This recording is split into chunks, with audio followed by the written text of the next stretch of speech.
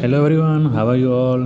Welcome to my YouTube channel Business Knowledge. So today we are discussing about the topics of accounting. So आज हम पढ़ेंगे sales. Sales क्या होती है? Sales refers to the amount of goods sold that are already bought or manufactured by the business. Sales एक ऐसे amount को हम रेफर करते हैं जो मतलब किसी चीज़ कोई चीज़ हमने बेची हुई हो या ऑलरेडी मैन्युफैक्चर हुई हो और किसी कारोबारी सनत से या फिर किसी भी बिज़नेस से वो पहले ही ख़रीदी जा चुकी हो तो उसे हम क्या बोलते हैं sales. When goods are sold for cash they are cash sales. जब कभी भी कोई चीज़ कैश पे सेल होती है मतलब एक हाथ से पैसा लिया दूसरे हाथ से वो चीज़ ली तो ये क्या हुई, ये कैश सेल्स हुई. मतलब हमारे पास एक मोबाइल फ़ोन शॉप है तो वो कोई बंदा आता है हमसे मोबाइल लेता है और बदले में हमें वहीं पे पैसे देता है तो ये क्या हुई, ये हमारी सेल हुई, कैश सेल. सही है. और दूसरा होता है कोई हमसे चीज़ लेता है लेकिन वो जो अमाउंट होती है वो जो पैसे होते हैं वो हमें कुछ दिन बाद या कुछ देर बाद देता है तो वो होती है क्रेडिट सेल.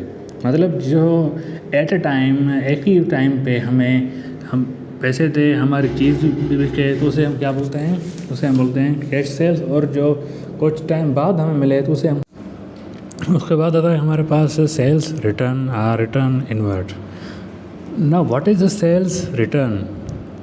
जब हम कोई चीज़ बेचते हैं लेकिन फिर वो कस्टमर हमारे पास वापस ले आता है इस सूरत में कि भाई आपकी चीज़ डिफेक्टिव है या फिर आपकी चीज़ जो है क्वालिटेटिव नहीं है या फिर आपका आइटम जो है वो सही तरह से हमारे रिक्वायरमेंट्स पर पूरा नहीं, तो इसी वजह से हम आपको ये चीज़ रिटर्न कर रहे हैं. मतलब हमने एक चीज़ बेची लेकिन फिर वो हमारे पास रिटर्न आई, वापस आई तो उसे हम क्या बोलते हैं, सेल्स रिटर्न.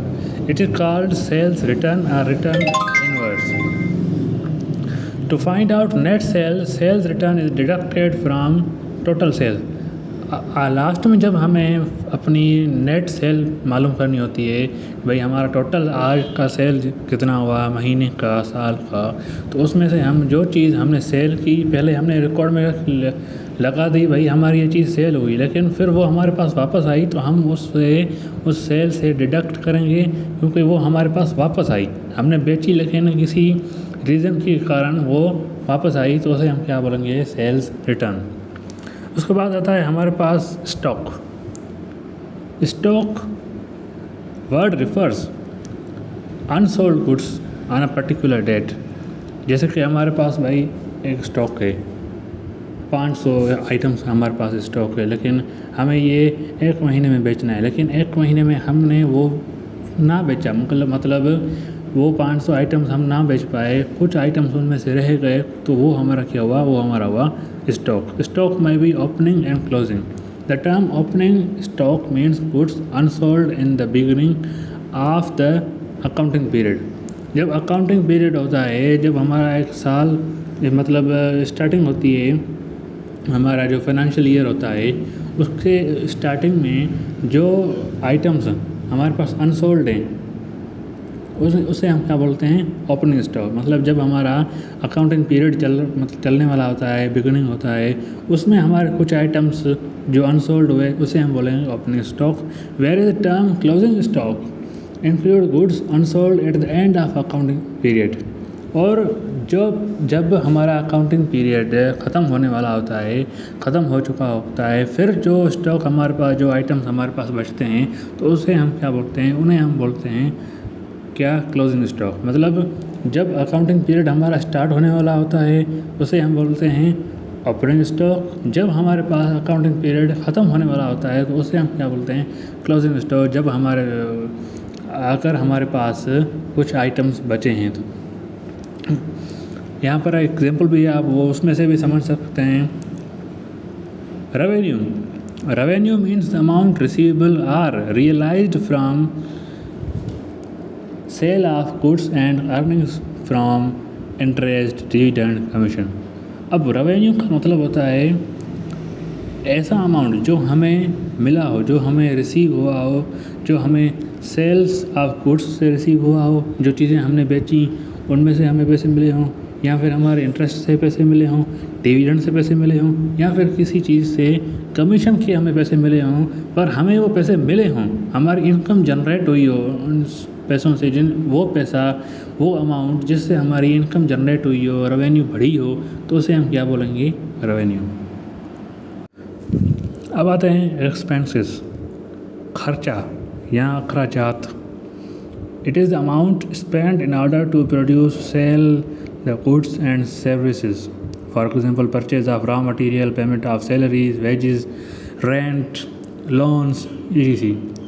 अब वो अमाउंट, पैसों का वो अमाउंट जो हमने अपने प्रोडक्ट्स सेल करने में, हमने अपने प्रोडक्ट्स प्रोड्यूस करने में, या फिर अपनी सर्विसेज जो हैं वो सेल करने में पैसा लगाया हो, जहाँ पे हमने अपना पैसा खर्च किया हो अपने प्रोडक्ट को, अपने सेल्स को प्रोड्यूस करने में या फिर सेल करने में, तो उसे हम क्या बोलते हैं?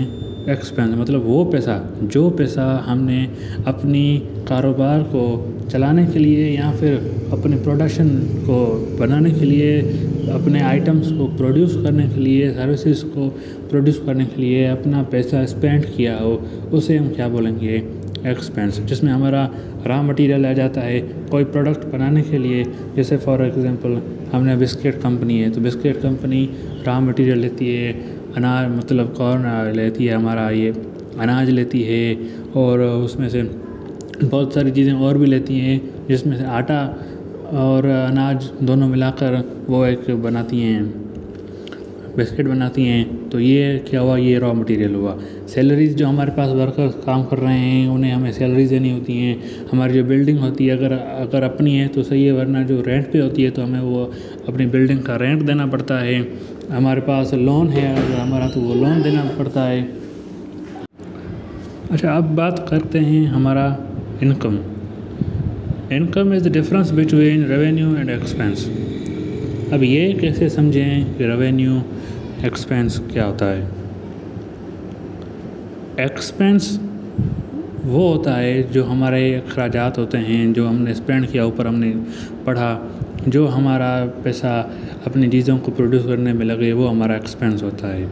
रेवेन्यू होता है जो मतलब टोटल हमारा जितना भी इनकम हमारे पास आई, सेल्स से, यहाँ से वहाँ से, जितनी भी ये हुई हमारी रेवेन्यू। फिर हम रेवेन्यू में से एक्सपेंस जब डिडक्ट करते हैं तो फिर क्या बनता है? फिर बनता है हमारा इनकम। रेवेन्यू तो हमारे पास हुई, फॉर एग्जांपल हमारी रेवेन्यू हुई 10,000 में से 7,000, 8,000 हमारे एक्सपेंस हुए, सैलरीज, वेजेस, ये जितने भी हमारे एक्सपेंसेस थे हमने मिलाकर वो काटे, तो हमारे पास लास्ट में क्या बचा? हमारे पास बचे 2,000। तो 2,000 हमारी क्या हुई? 2,000 हुई हमारी इनकम। क्या? Net income. तो इसे बोलते हैं इनकम, जो कि मतलब रेवेन्यू और एक्सपेंस के बीच में डिफरेंस हो, तो उसे हम क्या बोलेंगे? इनकम। अब बात करते हैं voucher. It is the written document in support of transaction. ये ट्रांजेक्शन के सपोर्ट के लिए होता है, जो हम राइट करते हैं, रिटन फॉर्म में होता है, हमारे पास एक पेज होता है। It is a proof that particular transaction has taken place for the value stated in the voucher. ये एक प्रूफ होता है किसी पर्टिकुलर ट्रांजेक्शन का कि भाई फ़लाँ डेट पे फ़लाँ आदमी ने फ़लाँ काम के लिए ये ट्रांजेक्शन की। मतलब ये एक प्रूफ होता है कि भाई फ़लाँ डेट को इतने पैसों की हमारे अकाउंट से ट्रांजेक्शन हुई, इन हुए या आउट हुए, तो वो कहाँ से आए। तो वाउचर में हम क्या करते हैं? वाउचर में ये सारी चीज़ें इंक्लूड होती हैं, भाई यहाँ से आई, यहाँ से ये हुई transaction. It may be in the form of cash receipt, invoice, cash memo, bank pay slip. These are voucher is necessary to audit the account. अब वाउचर में क्या होता है? ये हमारे पास ऐसे समझें कैश रिसिप्ट भी होती है। जैसे हम बिल पे करते हैं ना, तो वो हमें रिसिप्ट देता है, या फिर कोई चीज़ लेते हैं वो हमें रिसिप्ट देता है। वो एक अथेंटिक चीज़ होती है, भाई हमने ये चीज़ ली या फिर ये चीज़ बेची।